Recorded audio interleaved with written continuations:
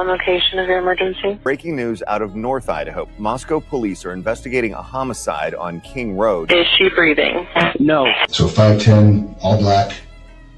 Could you see what color his eyebrows were or anything like that? No, I don't remember what his eyes look like either.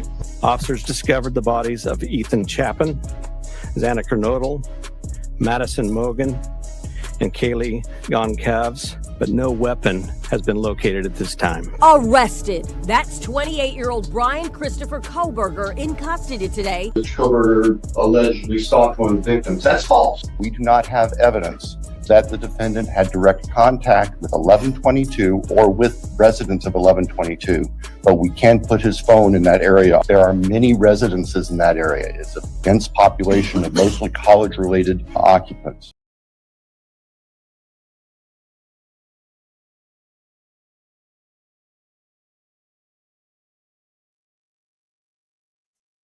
Hey guys, my neighbor literally just started his mower 45 seconds ago. Literally 45 seconds ago. So I don't know if you can hear it. You might hear it when they get closer to the window. I think the last time they were doing that, you guys didn't really hear it, but let me know. It'll be all right. This isn't going to be very long. I just really wanted to show you guys this, and it's just easier to do it this way. So you ready? I mean, this is so stupid. I'm so tired of these people. I am so sick of these people. I'm sick of these people. Let's start off with a do you remember when? Okay. I have a link that I posted right here saying that if you wanted to get an idea about the vibe of this video, to go and watch that one. That one is a video that I did after True Crime Design did this short that had to do with Steve and Kristi's past businesses and the people that they have had connections with and this like cloud-based stuff that they had been involved with. And like the very next day,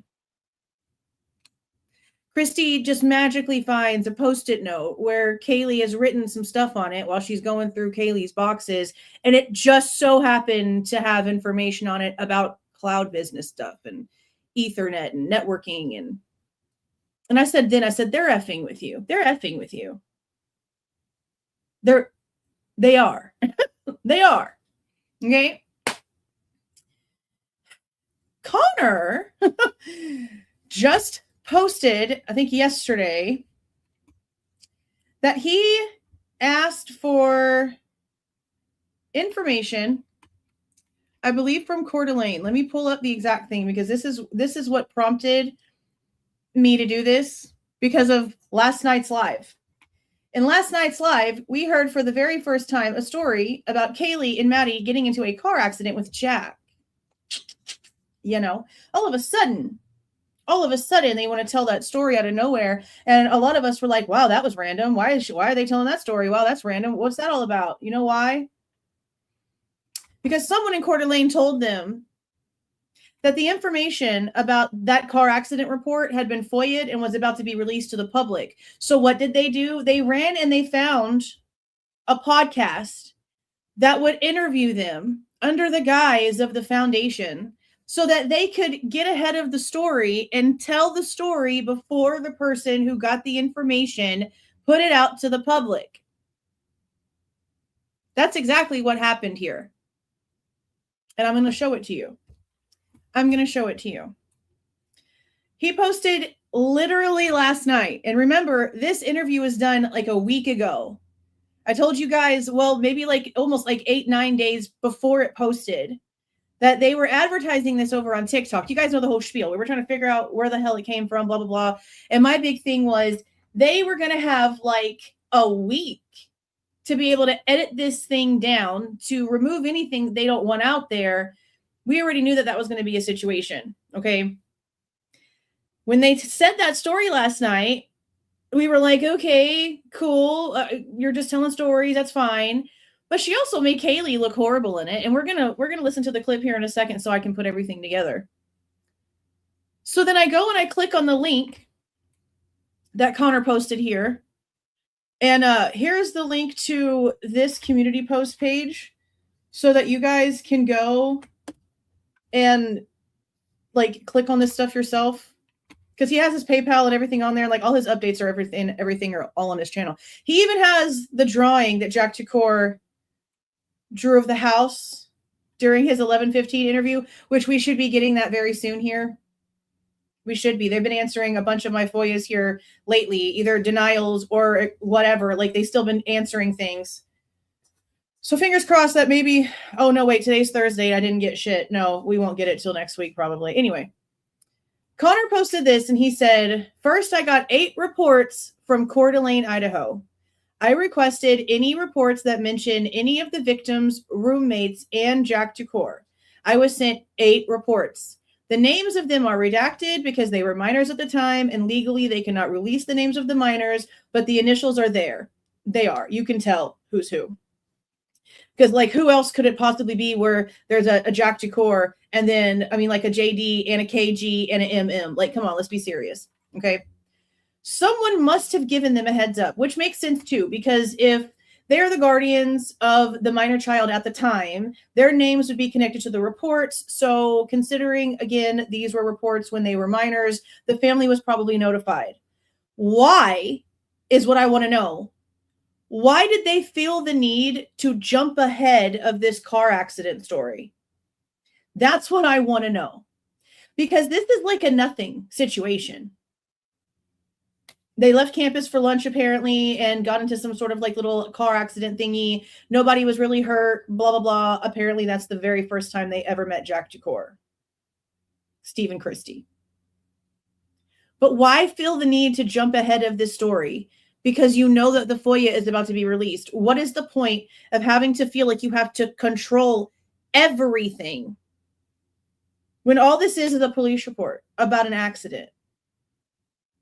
So I'm going to show you the report being, talked about here.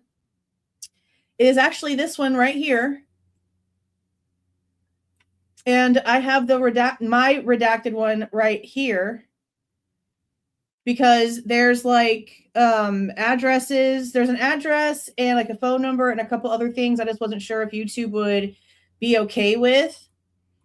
So I just went ahead and closed that stuff out. But the link is there for you guys to go and like see it for yourself. Okay.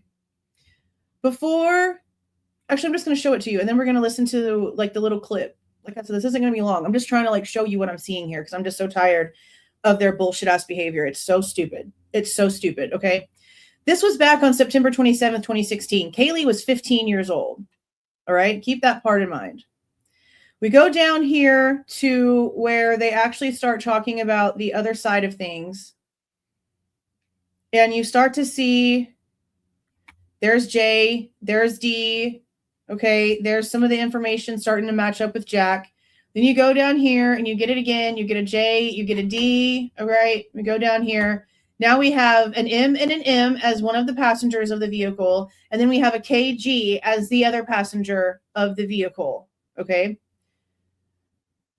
You go down further. Here's like this little, diagram thing that shows apparently what happened. Let me make this bigger.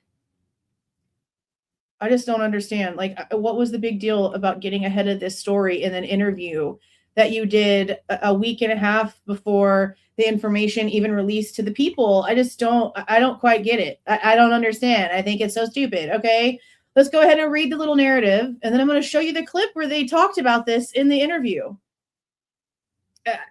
It's just so strange. Okay. I responded to Hanley and Pine Grove for an injury crash. There was a silver car facing southbound in the middle of Pine Grove, just south of Hanley. The car had significant front end damage. There were skid marks that began near the west edge of intersection traveling eastbound and then veering towards the south at almost a 90-degree angle. It appeared the silver car was traveling eastbound, slammed on its brakes, and then was hit by a vehicle traveling southbound. There was a white car facing northeast on the road/sidewalk just east of Pine Grove. It appeared that car was traveling southbound on Pine Grove, struck the silver car, and then traveled eastbound, traveling over the curb, through shrubs, between a telephone pole and concrete sign before coming to a stop on the road and sidewalk. It was a whole thing. I spoke with Messina, which is the person in the other vehicle. He was traveling westbound on Hanley approaching Pine Grove. He saw the white car approaching the stop sign. The car didn't stop for the stop sign, continued into the intersection, and struck the silver car. I asked if the white car slowed for the sign. He said it appeared she didn't see the sign. Then he spoke with the other person, this Elliot Jones. She told me she was sore. She told me she had no recollection of the crash. She remembers shopping, getting into her car, and then a loud crash and being spun around. She told me she didn't have any medical problems. I spoke with Decor. He was traveling eastbound on Hanley. As he drove through the intersection, he saw the white car suddenly pop out. He said it seemed the white car was speeding. I spoke with, this would be Goncalves. She said the white car as they entered the intersection. She saw the white car as they entered the intersection. She yelled at Decor to stop. He slammed on his brakes, but it was too late and they were struck by the white car. I spoke with, this would be Mogen. She said the white car blew the stop sign and appeared to be going fast. She had a small cut on her nose that was bleeding. And then they measured from the telephone pole to the southeast corner. There was a Cadillac and then a Mazda, all of those little things. Okay. I, again, just don't quite understand what was their intention or reason for jumping in front of this story in this interview. They have never once ever mentioned this literally ever. And when you understand the way that these interviews happen, there's conversations that happen ahead of time. There is no way that this was an insinuated somehow or directly said to be asked about because of this information coming out. We know how they play these games. Okay.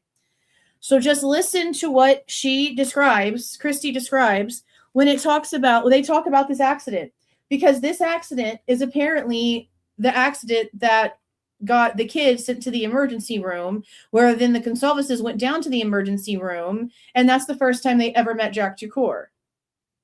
There's no other accident reports when they were that young, and this was whenever they were in high school. Kaylee was 15 when this went down, and the story pretty much matches exactly what we were told by Kristi. So I want you guys to just listen for like a few minutes, but just remember, if you guys were in here last night, this was the part where we all got really upset. I mean, I know I did. I know a lot of you in the chat did. This is where they call Jack Ducour Kaylee's boyfriend. And they start talking about the two of them like they weren't broken up. Like Kaylee wasn't just trying to get back into like texting and talking back with Mason Barstow just a few hours before she ended up dying. Like she wasn't already seeing other people. Like she wasn't moving to Texas. Like she wasn't moving past Jack Ducour. Like she didn't say he was more like a child to her. Like all of these things weren't happening. They just started this conversation calling him her freaking boyfriend. And you can't sit there and tell me that that wasn't something that they made them do. Make sure we talk about Jack. Make sure you mention how they were actually together and that was her boyfriend. How would this person just be so dumb at this point to just say that without being directed?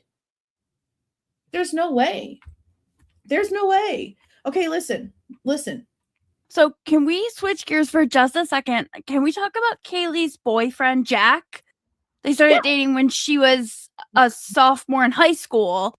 Mm-hmm. I hear that there's a story that goes along with them dating. I hear that there's a story that goes along with them dating. You mean the story that you were prompted to ask about before the interview started? You see what I mean? Now listen to the story.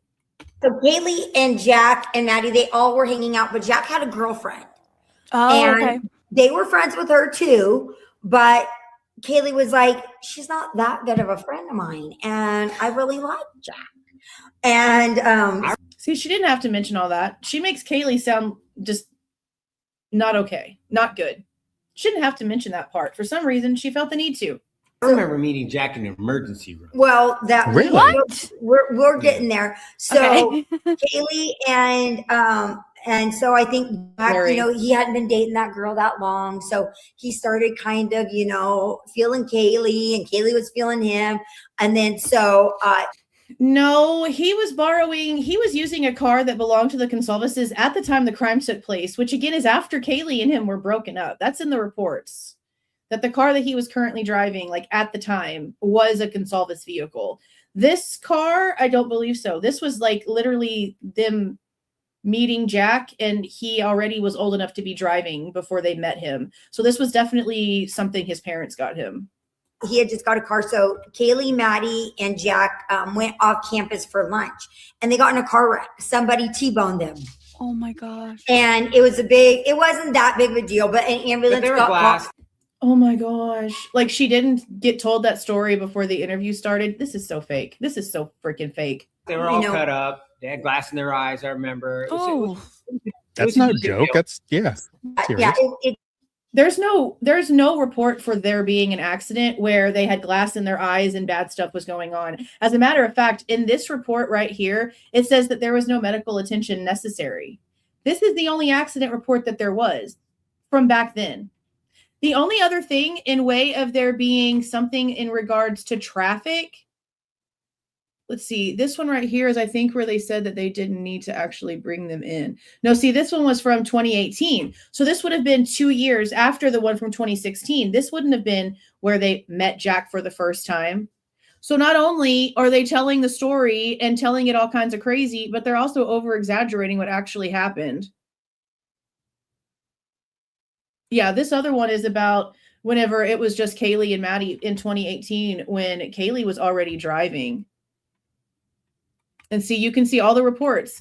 All of the reports were pulled with these people's information. There's no report of them needing medical attention in an emergency room with glass in their eyes like that. Where did Steve get that information from?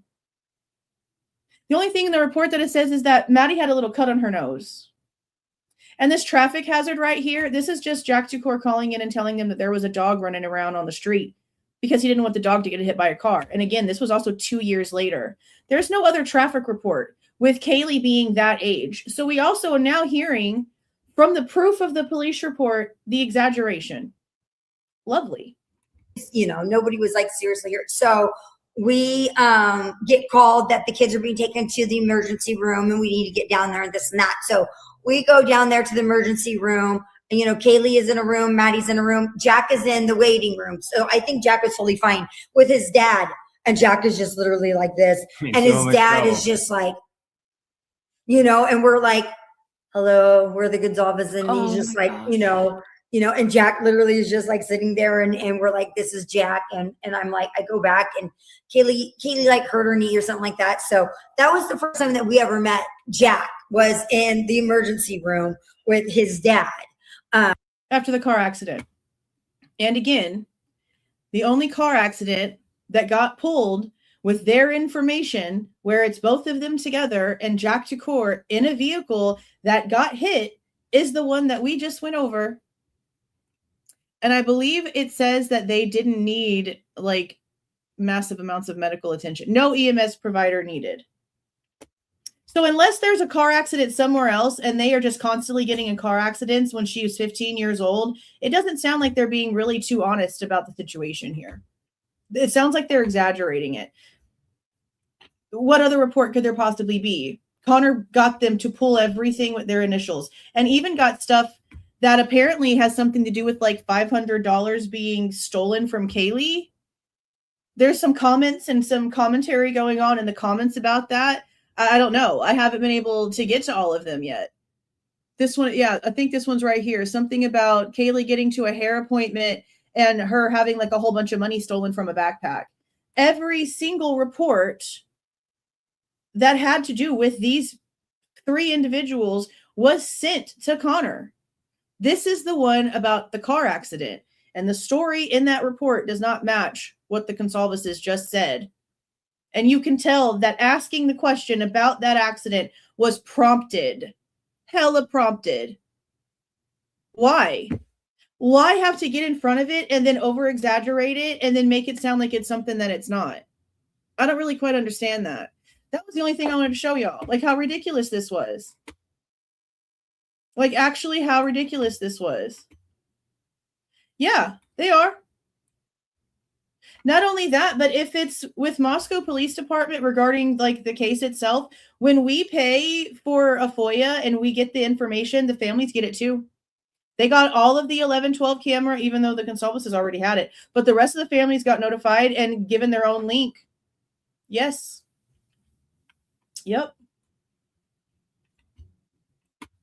So that's, I mean, and that's literally the only thing that I wanted to show y'all. Like, I don't understand like why they felt the need to do that, to over exaggerate it, to not be honest about it, to jump in front of the story just because somebody FOIA'd it.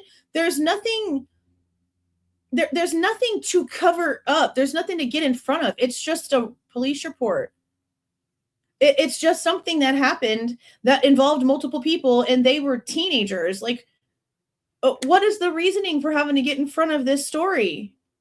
It's unnecessary is my entire point. Like, they make this more convoluted than it needs to be by their behavior. Like, there's no reason for you to have jumped in front of it the way that you did. For what?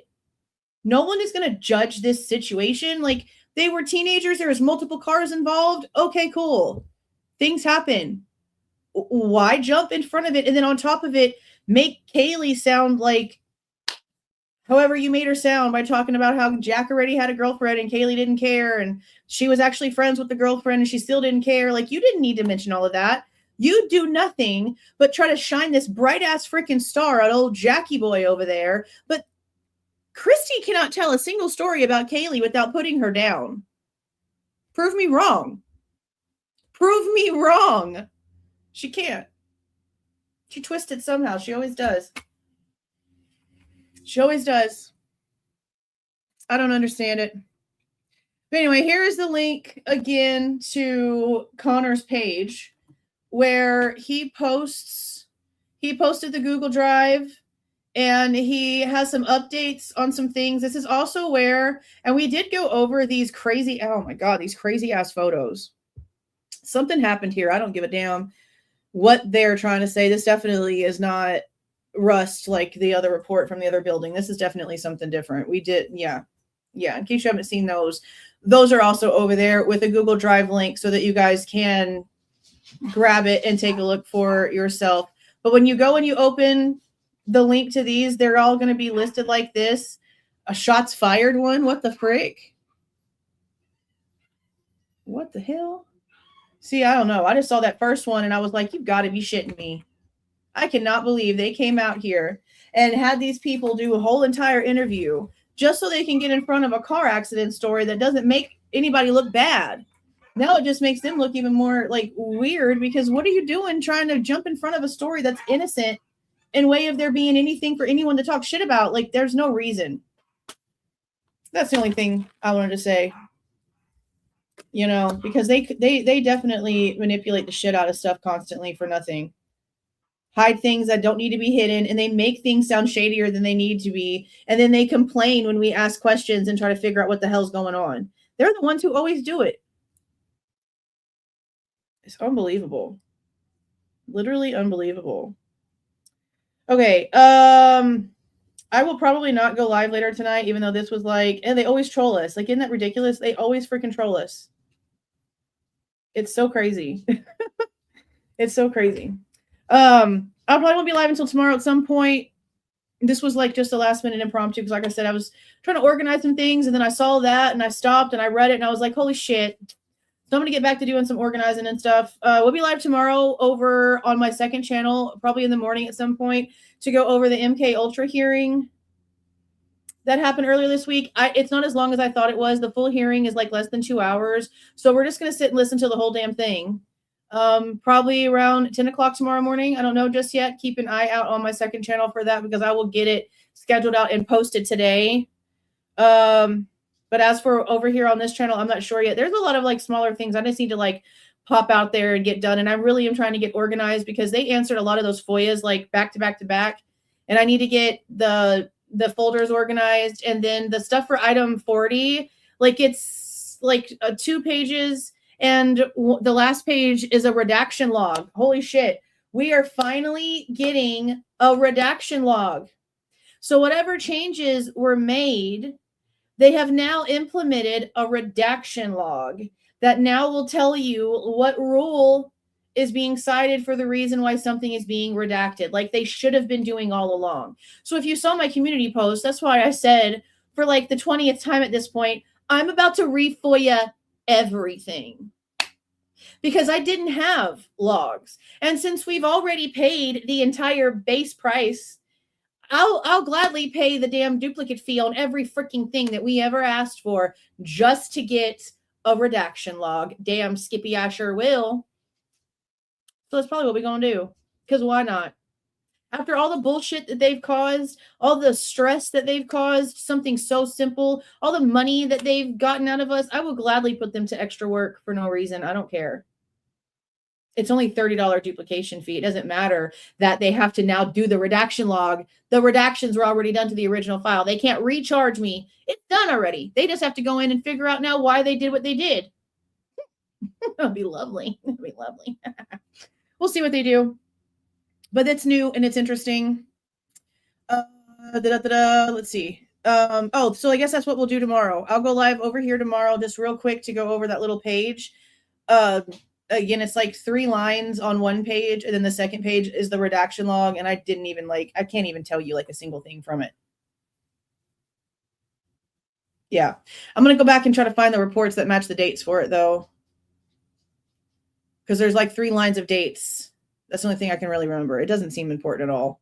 Anyway, Bronx Tales is having that coroner guy that was over on Birdie's channel on her channel tonight. It'll probably be a lot...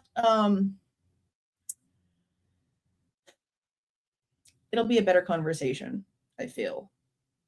So I will be listening in on that and taking just some notes to see what he says about the wounds and stuff, because I know that Logan's done a lot of work into trying to get descriptions of the wounds down pretty close in her descriptions, like the little diagrams that she's created for what we are looking at in these descriptions.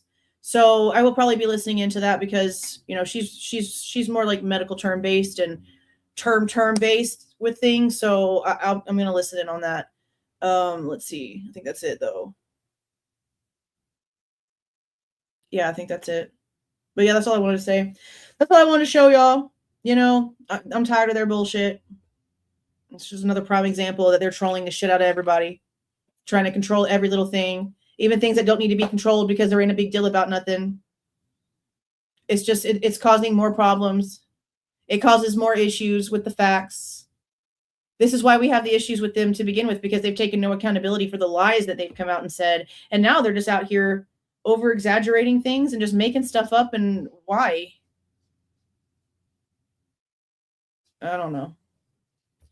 I just don't understand it. Oh, Jacqueline Bellevue.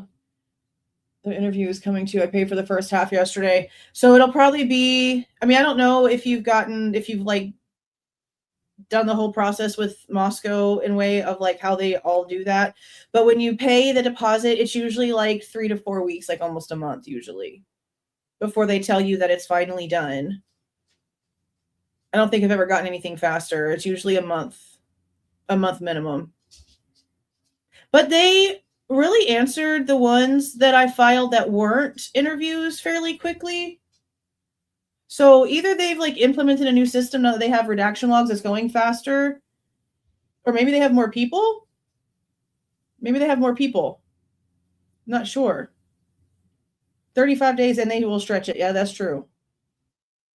Yeah, they will. And Ada County, remember this morning when we were going over the plea deal, the hearing from last year, I went ahead and FOIA'd Ada County for the reports apparently that were bad enough to be sent to law enforcement, that the threats that the court was getting when the plea stuff was, you know, announced or whatever. And they said like 3 days minimum, up to 10 days maximum. And like here we are with Moscow, and they literally take a month. Idaho State Police, sometimes I'll get answers like the very next day within 24 hours. Moscow is like their own monster. They just do whatever they want. All right, you guys. I'm going to get off of here. Don't forget that over on Bronx Tales, she's going to have the coroner guy over there. I feel like it's going to be a pretty educated conversation. I'm going to be listening in while I'm doing some other things. We'll talk about it. I'll take some notes, probably make a community post about it. We still need to talk about how there's no matching wounds on the shoulder, because that whole signature wound thing that they came out and lied about is really important. And that entire record needs to get that straight, you know, with the autopsies and the proof that they need to just stop the dumb shit for attention for no reason. I'm just so tired of it, guys. Like y'all have heard me say 1,000 times. This is sad enough. Why do we have to keep lying and being dramatic and overdoing things for no reason? It needs to just stop. Anyway, you guys have a super great night. I will see you guys tomorrow. Where's all my buttons? Where's all my buttons? Okay, yes. Thank you for being in here. I appreciate you guys. I will see y'all later. See y'all. If you like the way that I present this information and give my opinion, please don't forget to leave a like on the way out. Subscribe to the channel if you have not subscribed already. And please don't forget to make sure that the notification bell is set to all so you don't miss any of my rants, reviews, reactions, updates, or deep dives.